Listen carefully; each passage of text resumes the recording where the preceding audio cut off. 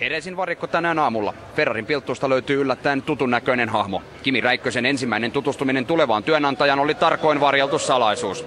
Fysioterapeuttinsa Mark Arnaldin kanssa matkassa ollut siviiliasuinen Räikkönen piti matalaa profiilia ja yritti pysytellä mahdollisimman piilossa kameroilta.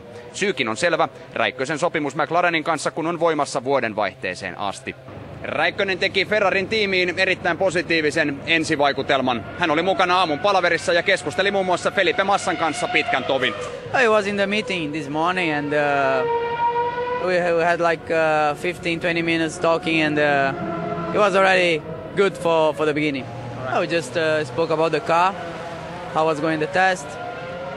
We spoke about the ideas for the next year's car and he was quite nice, quite open, you know, giving some experience as well to the team, and I think that's the best way to work inside the team. Both drivers together try to put the team in the top, and then in the track for sure the fight is between us, but for sure we're looking for a good fight.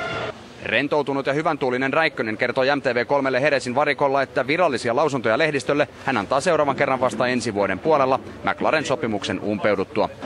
Ferrari pitää perinteisen lehdistöpäivänsä Madonna di Campigliossa tammikuun alussa.